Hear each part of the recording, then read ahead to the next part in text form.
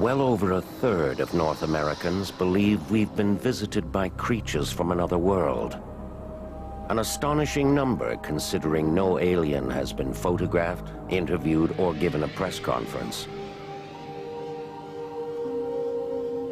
This belief in alien life forms is fueled by the crash of an unidentified flying object in Roswell, New Mexico, over 50 years ago.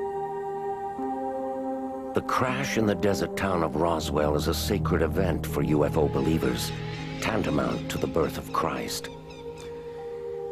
Roswell was a turning point in man's history. It clearly established several interesting things. One, we're not alone in the universe. This is the Holy Grail. This is the smoking gun. This is the case that will prove that UFOs are extraterrestrial. The United States Air Force claims the Roswell story is just a fairy tale.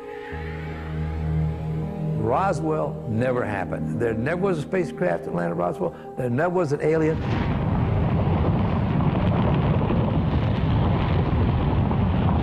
Today, as far as the Air Force is concerned, it's not only case closed, it's case solved.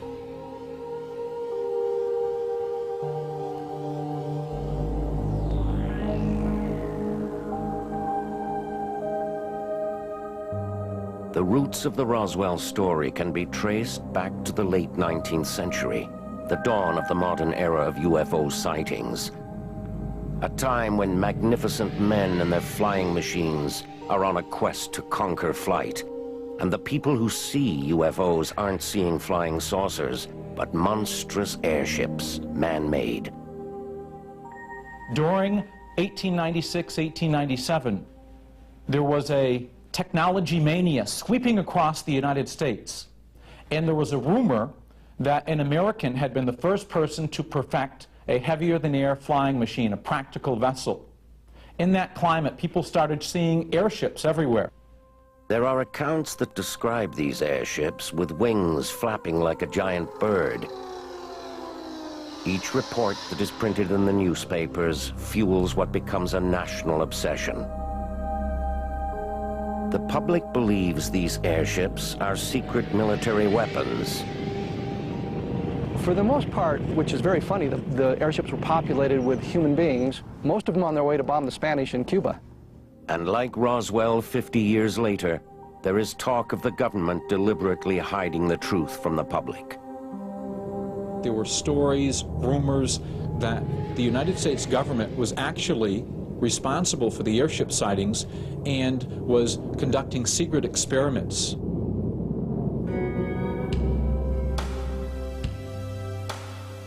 In the small town of Aurora, Texas, there is an account that has a remarkable parallel with Roswell 50 years later. There are reports that the remains of a crashed airship have been uncovered, as well as the body of the pilot, an alien being. The report is published in the Wise County Messenger and is picked up by other newspapers. People drive for hundreds of miles to the local cemetery to see the alien remains. But soon, doubts are cast on the entire story. It apparently was started by a stringer for the Dallas Morning News who was from Aurora. Aurora had been bypassed by the railroad, and disease had pretty well decimated the population, and he was trying to put his small town back on the map. Within a week, the story dies down and is forgotten. Came the father of aviation. In the next several years, the Wright brothers invent the airplane, and the fantasy of heavier-than-air flight craft becomes reality. The mystery is all explained, UFO sightings die off, until World War II. Delivery of the first airplane.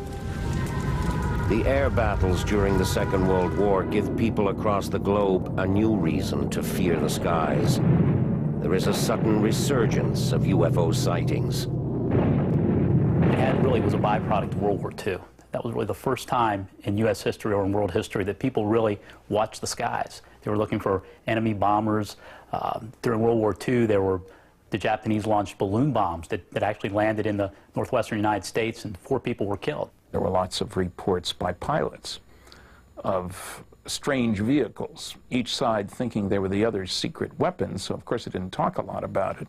It's only after the war when the pilots got together, "I thought they were yours." "No, we thought they were yours." The public is terrified of new weapons of mass destruction that can be launched from the ground and flown through the air without a plane or a pilot.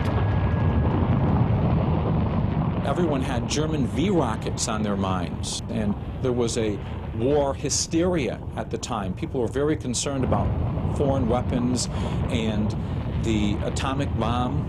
And the atomic bomb would be deployed, most likely, in the form of a rocket.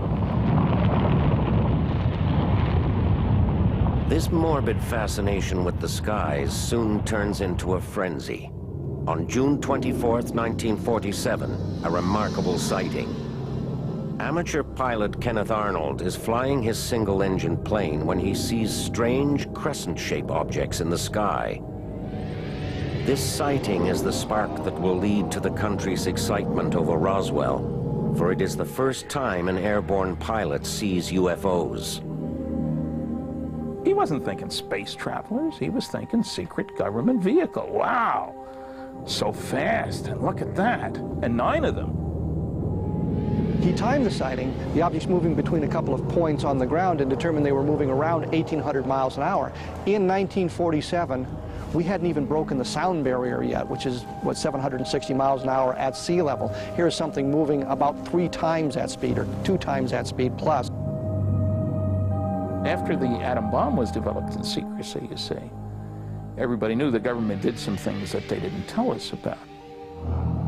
Arnold first calls authorities about the UFOs, but gets no response.